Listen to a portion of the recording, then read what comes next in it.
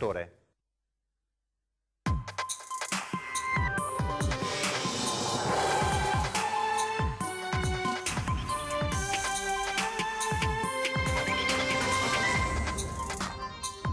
Dolore e sconcerto a Belluno per la morte di una bambina di 10 anni, figlia di una nota dottoressa, colpita da un malore mentre era dalla nonna, fatale, un'emorragia cerebrale. Rincaro dei pedaggi autostradali sulla Venezia-Padova, interviene il Presidente del Veneto, pronti a presentare al Ministro De Micheli CAV 2.0 per i Veneti abolizione o drastica diminuzione dei pedaggi. Violenza nei bus a Padova, ancora un episodio avvenuto l'ultimo giorno del 2019 e i sindacati chiedono che i controllori vengano dotati di bodycam. Continua la fuga di Mohamed, il marito di Samira, che si è però tradito con una telefonata ai familiari. Intanto arriva un avviso di sfratto per i parenti della donna alloggiati nell'abitazione di Stanghella. Nuovo permesso premio per uno dei killer della banda della Uno Bianca detenuto a Padova. Scoppia la polemica alla vigilia della commemorazione della strage del Pilastro a Bologna. Affonda Barchino a Saccafisola, 5 ragazzi tra i 15 e i 22 anni finiscono in acqua in laguna. A recuperarli un vaporetto della CTV, trasportati in ospedale, sono tutti fuori pericolo. Saldi al via oggi in Veneto, ma i negozianti si scagliano contro i colossi del web. Indagine della CGA di Mestre, le piccole e medie imprese hanno un carico fiscale quasi doppio rispetto alle multinazionali web. Si rinnova domani la tradizione dei falò dell'Epifania, dai comuni capoluogo a quelli più piccoli, ordinanze e regolamenti per limitare l'inquinamento dell'aria. Buongiorno, ben ritrovati in diretta con la prima edizione dei telegiornali di Antenna 3. Partiamo dalla notizia arrivata nel tardo pomeriggio di ieri da Belluno, la morte di una bambina di appena 10 anni, figlia di una nota dottoressa che lavora all'ospedale di Belluno, colpita questa ragazzina da un malore mentre era dalla nonna. Pare che a essere fatale le sia stata un'emorragia cerebrale. Sì, buongiorno, è una provincia attonita quella che si è risvegliata stamani, la notizia della morte improvvisa della piccola Giulia De Bernardine, di quelle che lasciano senza fiato. La bambina era dai nonni a San Pietro di Cadore ieri, quando improvvisamente avrebbe accusato un forte mal di testa, perdendo poco dopo conoscenza. Assieme alla bambina c'era la madre, Alessia Casanova Borca, medico del pronto soccorso di Belluno, che ha iniziato a praticarle le manovre di rianimazione. La chiamata al 118 susseguente è stata immediata, la gravità della situazione è apparsa subito chiara ai sanitari, che hanno deciso per il trasporto d'urgenza della piccola Giulia al Cafoncello di Treviso, dove purtroppo è morta attorno a mezzogiorno per arresto cardiocircolatorio che si sospetta sia sopraggiunto in conseguenza di un aneurisma cerebrale. Giulia frequentava la quinta elementare all'Istituto Salesiano Agosti di Belluno, dove avrebbe dovuto riprendere le lezioni martedì prossimo dopo la festa dell'Epifania. Profondo il cordoglio in tutta la provincia. In Comelico, luogo d'origine della famiglia, ma anche a Belluno, dove lavora la mamma, e a Ponte nelle Alpi, dove la piccola Giulia risiede per l'appunto con mamma Alessia, il papà Christian De Bernardin e il fratello Francesco. Per accertare l'origine esatta del malore che ha stroncato la bambina sarà eseguita l'autopsia e solo dopo il nulla osta della magistratura sarà possibile conoscere la data dei funerali. Per ora è tutto, a voi. Grazie per gli aggiornamenti alla nostra Tiziana Bolognani. Noi andiamo avanti, parliamo di infrastrutture, perché sulla vicenda dei pedaggi autostradali interviene il Presidente del Veneto Luca Zaia. Il 10 gennaio, dice, presenteremo al Ministro delle Infrastrutture De Micheli il progetto che prevede la trasformazione radicale della CAV in CAV 2.0 attraverso la liberalizzazione di 1 miliardo di investimenti senza più pesare sulle casse dello Stato e una completa autonomia della concessionaria in termini di bilancio, gestione e leve tariffarie. E quel che più conta per i veneti, l'abolizione o una drastica diminuzione dei pedaggi per tutte le tratte origine e destinazione all'interno del perimetro della stessa CAV. Così dunque Zaia, tanto per chiarire, dice: chi percorrerà la Padova-Marghera o non pagherà nulla o pagherà un pedaggio ridottissimo unicamente legato ai costi di gestione. Il progetto, conclude, non nasce oggi, ma ci stiamo lavorando da oltre un anno. E ora veniamo alla cronaca con l'ennesimo episodio di violenza nei bus a Padova, un controllore aggredito. I sindacati chiedono che questi operatori vengano dotati di bodycam. Il controllore chiede il biglietto e lui reagisce con violenza spingendolo a terra. Ancora un'aggressione all'interno di un bus di linea che da Padova era diretto a Sarmeola di Rubano. Il ragazzo di origine africana era salito alla fermata del cimitero Maggiore. Dopo l'aggressione al controllore è riuscito a scendere e a scappare. L'episodio risale allo scorso 31 dicembre, fanno sapere i responsabili del sindacato di base SLS. Il controllore è stato portato in pronto soccorso per una lussazione alla spalla. Dopo questa ennesima aggressione i sindacati fanno sapere che Bus Italia pare intenzionata a dotare i suoi mezzi di body cam, telecamere da applicare alla divisa dei suoi dipendenti. Al momento però l'azienda non conferma questa decisione. E continua, rimaniamo nel Padovano, la fuga di Mohamed, il marito di Samira, la donna scomparsa a fine ottobre, ha telefonato a un parente da Barcellona. Intanto arriva proprio ai familiari della donna alloggiati nell'abitazione di Stanghella un avviso di sfratto. L'ultima traccia lasciata da Mohamed Barbri è stata individuata a Barcellona. La fuga del marito di Samira, la mamma di Stanghella, scomparsa il 21 ottobre scorso, continua verso il Marocco. Al momento l'uomo, che è indagato per omicidio volontario e occultamento di cadavere della moglie, è in Spagna. A Barcellona è arrivato quasi sicuramente in autobus.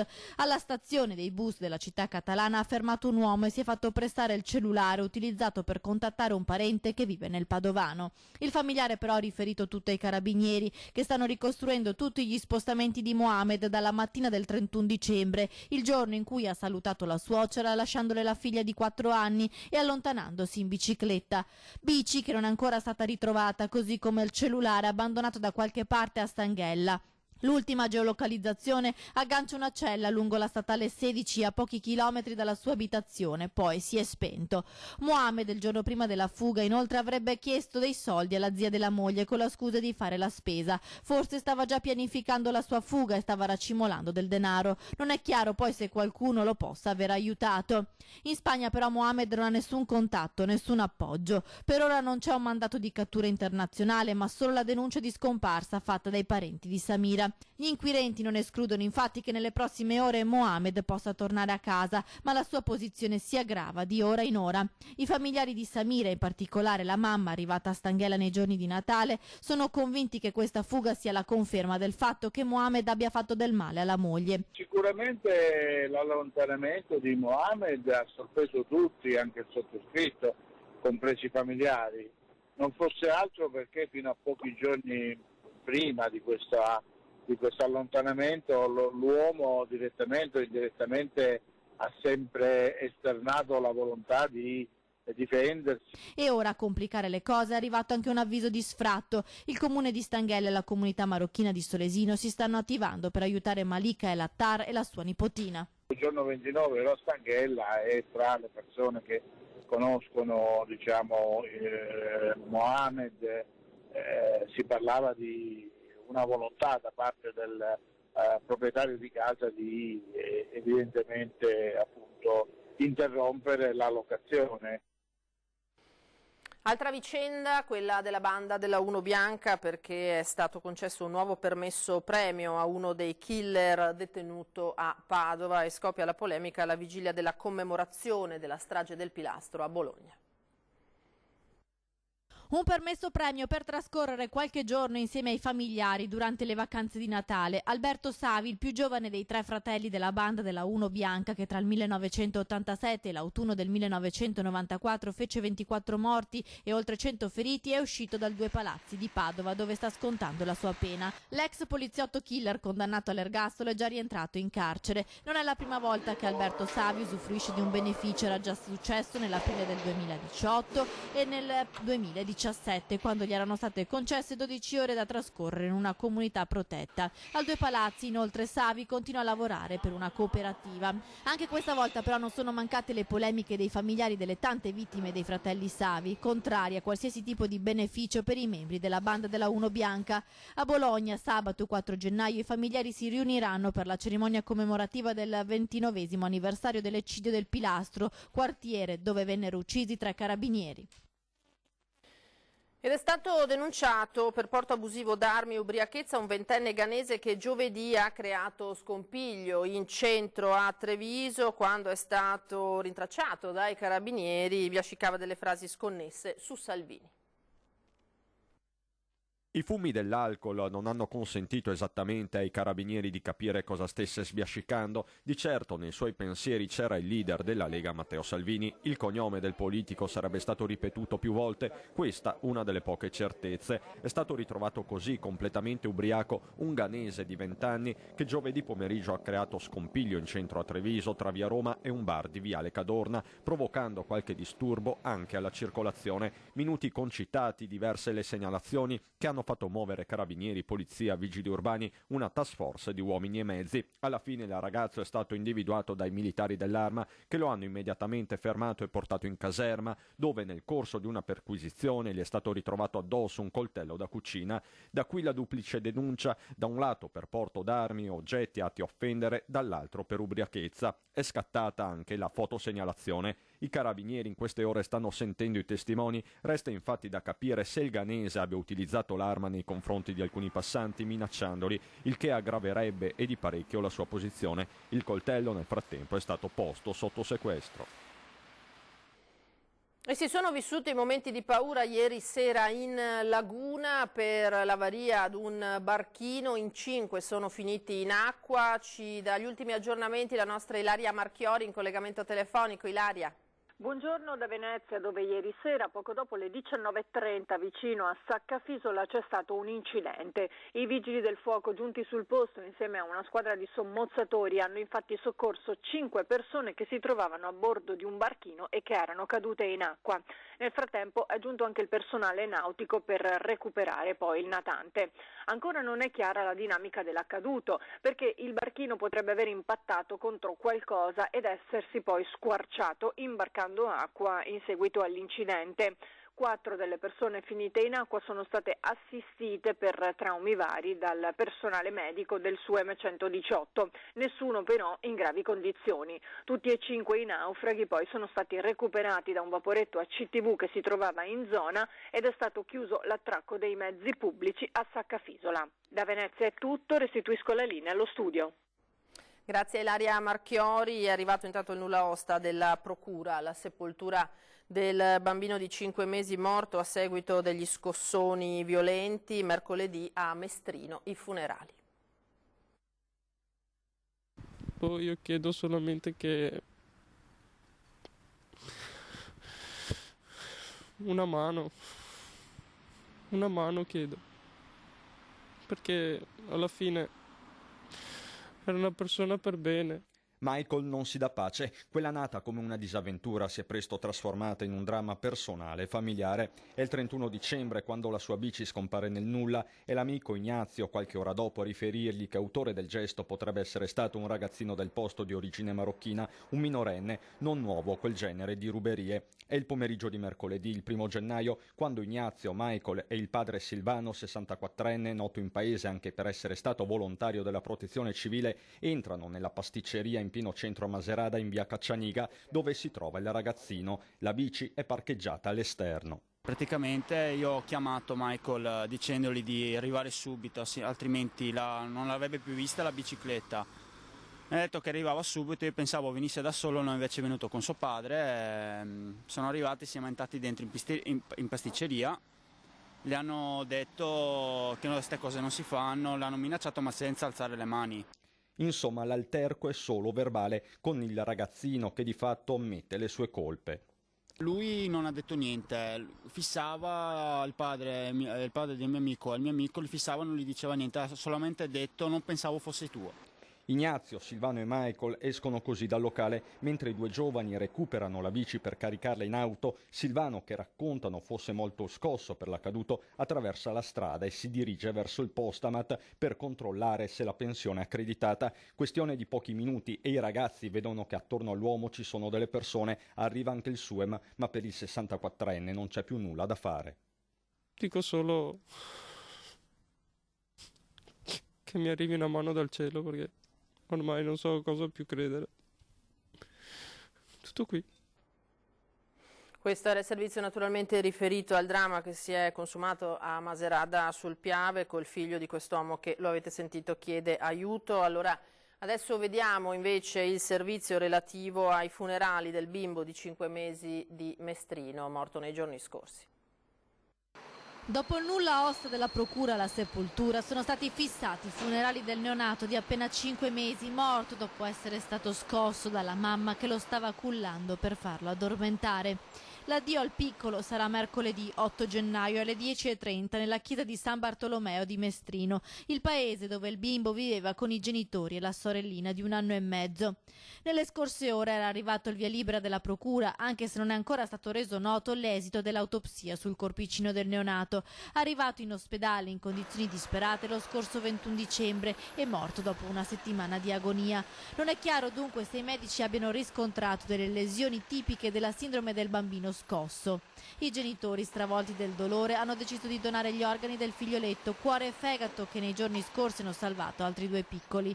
La mamma è ancora in stato di shock, ci conferma il suo legale. Non ha ancora realizzato quanto è accaduto, una vera tragedia. Ha agito in un momento di blackout, nonostante la sua disperata missione. Forse l'ho cullato troppo forte.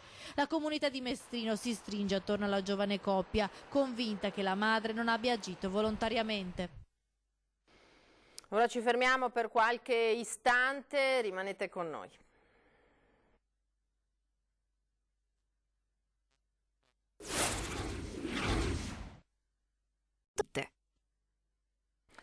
Di nuovo in diretta, prima edizione dei telegiornali di Antenna 3, parliamo ora di 2 diversi incidenti occorsi a 2 escursionisti. Partiamo da un vicentino ricoverato attualmente all'ospedale di Asiago.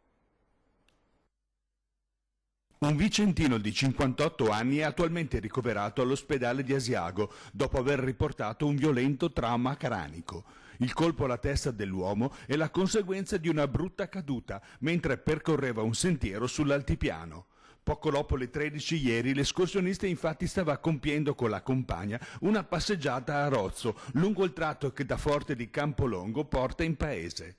Il sentiero ghiacciato è la causa che ha fatto perdere l'equilibrio. Un soccorritore che casualmente si trovava nelle vicinanze ha portato le prime cure. È stato poi raggiunto da una squadra completa e dal personale sanitario dell'ambulanza, giunta sul posto con una motoslitta. Ora cambiamo tema, il 2020 sarà un anno cruciale per la nuova pediatria, già nelle prossime settimane potrebbe essere messo a punto il progetto definitivo che dovrebbe avere il parere favorevole anche della soprintendenza. Il direttore generale Luciano Flor promette l'avvio del cantiere a Padova per la fine dell'anno. Lo striscione appeso durante la grande manifestazione del Canta Natale per i bambini di pediatria è rimasto appeso anche in questi giorni all'edificio che ospita i piccoli malati. Una decisione condivisa e sostenuta dal direttore dell'azienda ospedaliera che vuole lanciare un messaggio chiaro alla città. La pediatria riguarda tutti. Sta a ricordare a tutti la grande attenzione che dobbiamo avere per questa attività, direi che non sono i malati, sono proprio i bambini. L'attenzione che dobbiamo avere verso questa categoria di persone che, ricordo, nel nostro ospedale vengono da molte sedi. Le istituzioni sono al lavoro, non c'è più tempo da perdere. Entro metà gennaio Flor vuole stringere tra le mani il progetto definitivo. Noi abbiamo l'obiettivo di pubblicare il bando per i lavori della pediatria in autunno. Quindi quello è un punto fermo. Da lì torniamo indietro. Io credo che nel giro di pochi giorni, vuol dire entro una settimana, noi avremo una versione definitiva del progetto della pediatria e con quella andremo avanti. La speranza è che per il prossimo Natale il cantiere sia avviato, una promessa che Flor vuole mantenere. Nel frattempo il direttore generale in questi giorni sta affrontando il passaggio dell'ospedale Sant'Antonio sotto la gestione dell'azienda ospedaliera. Il grosso del lavoro è stato fatto nella notte tra il 31 e il 1 gennaio. Per permettere questo abbiamo bloccato gli accessi a pronto soccorso per 4 ore, che poi sono ripresi regolarmente. Dopo le prime ore di avvio a rilento, però i servizi sono tornati regolari, con il personale amministrativo sul posto per affrontare eventuali disguidi. Il grosso del lavoro è stato un lavoro informatico, ma non è banalmente copiare un file da un computer, è inserire un'organizzazione che è fatta di oltre 900 persone, ciascuna delle quali ha una posizione, ciascuna delle quali ha un incarico, ciascuna delle quali ha turni di servizio. Oggi saldi al via in tutto il Veneto, naturalmente è caccia all'affare anche se i saldi con le continue promozioni durante l'anno ormai per qualcuno hanno perso di senso e molti negozianti si schierano anche contro i colossi e le piattaforme del web che dicono essere favorite a livello fiscale. Conferma viene dall'indagine che ha pubblicato e resa nota proprio oggi la CGA di Mestre, secondo cui le piccole e medie imprese hanno un carico fiscale complessivo che si attesta quasi al 60% dei profitti, mentre le multinazionali del web presenti in Italia, o meglio le controllate di questi giganti economici ubicate nella penisola, registrano una tassazione del 33%. E domani naturalmente si rinnoverà anche la tradizione dei panevin o come vengono chiamati nelle diverse parti del Veneto, i falò dell'Epifania, che quest'anno però devono tenere necessariamente un occhio anche all'ambiente come accade a Treviso. Sentiamo. Vedevamo molto difficile non autorizzarli ed era anche contro il nostro mandato. Lo abbiamo fatto con regolarità, saremo presenti almeno un assessore, il sindaco o un consigliere comunale in ogni panevin per vigilare che tutte le dotazioni siano fatte in maniera corretta. Panevin sorvegliati speciali quest'anno a Treviso, 10 quelli autorizzati, nonostante come ogni anno si innalzi come lo smog la polemica sull'inquinamento dell'aria in città. Questi sono i grafici dell'inquinamento a Treviso in pieno centro e lungo il Put e come si vede l'innalzamento è arrivato con i botti di fine anno anche se si respira peggio dentro le mura rispetto al circuito esterno.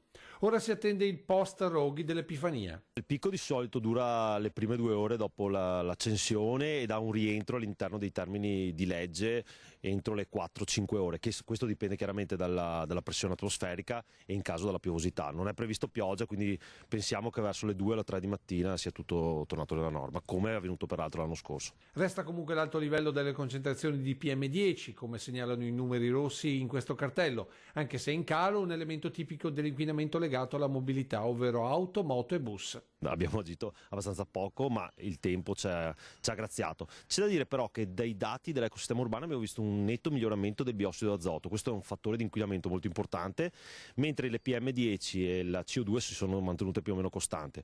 Vediamo il prossimo anno con i primi effetti di tutto il piano Caldai che abbiamo fatto quanto all'interno del Comune di Treviso noi riusciremo a migliorare la nostra situazione. Dati che portano la Giunta Comunale a spingere sul completamento di progetti importanti per la viabilità comunale. Avere una mobilità veloce porta in generale a una riduzione dell'inquinamento, perché la mobilità lenta vuol dire tante auto che viaggiano a velocità ridotta per percorsi molto brevi.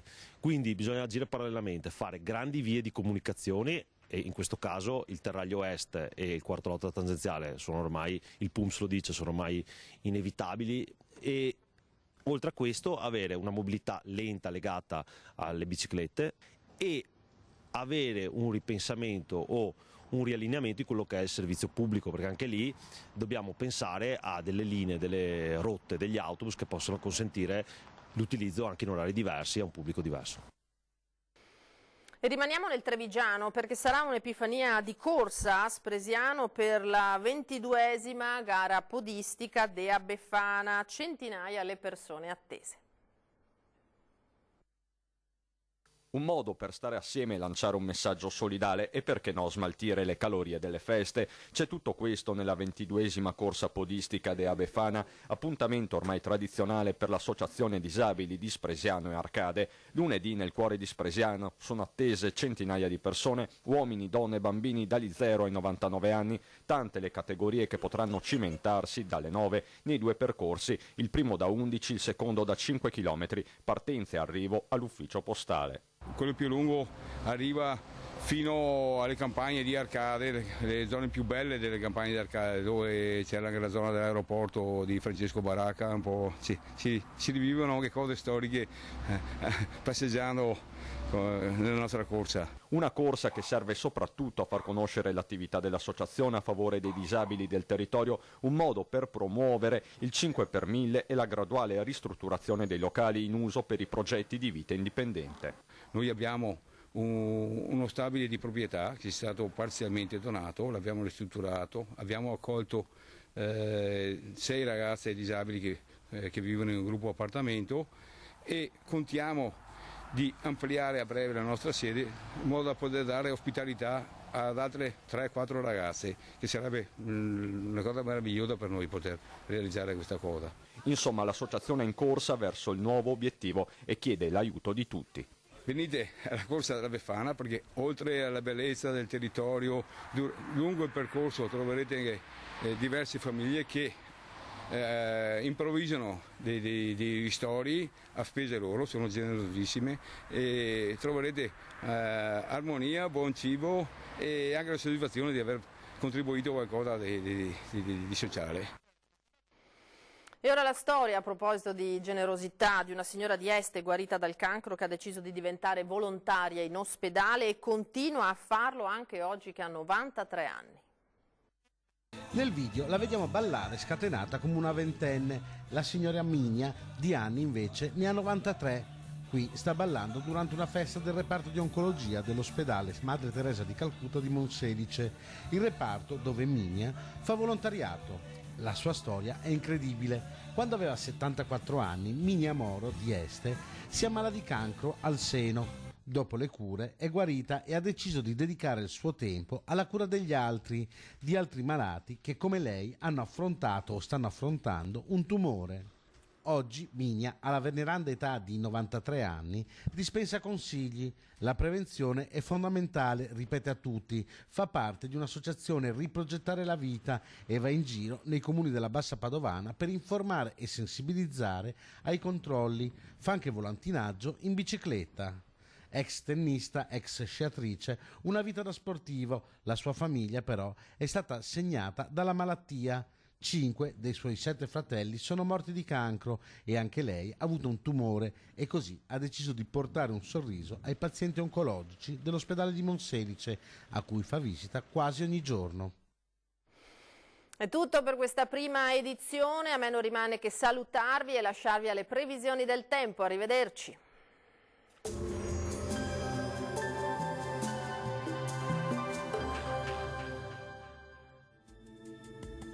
Bentrovati al meteo. Condizioni di alta pressione, dunque assenza di precipitazioni che persiste dal 23 dicembre e temperature significativamente oltre la media del periodo in alta montagna. Vediamo il dettaglio di sabato 4 gennaio. Sul Veneto avremo un ampio soleggiamento con cielo al massimo poco nuvoloso dappertutto. Saranno possibili solamente foschie o nebbie sulle pianure, specie al mattino, e poi in nuova formazione durante la serata. Sarà comunque asciutto dappertutto e senza piogge. Temperature minime tra -4 e 2 gradi, valori massimi compresi invece tra 8 e 9 gradi circa. Stessa situazione anche sul Friuli Venezia Giulia, con tempo stabile, sarà soleggiato solo con qualche addensamento sulle zone costiere. Temperature minime tra lo 0 e i 7 gradi, massime comprese invece sui 10-11 gradi. Poche novità sul Trentino Alto Adige, anche qui sarà il sole a prevalere un po' su tutti i settori, il cielo sarà sereno, al massimo velato. Temperature minime fino a -1 grado, massime intorno a 11-12 gradi. Dal meteo per ora è tutto, buon proseguimento in compagnia di Antenna 3. Arrivederci.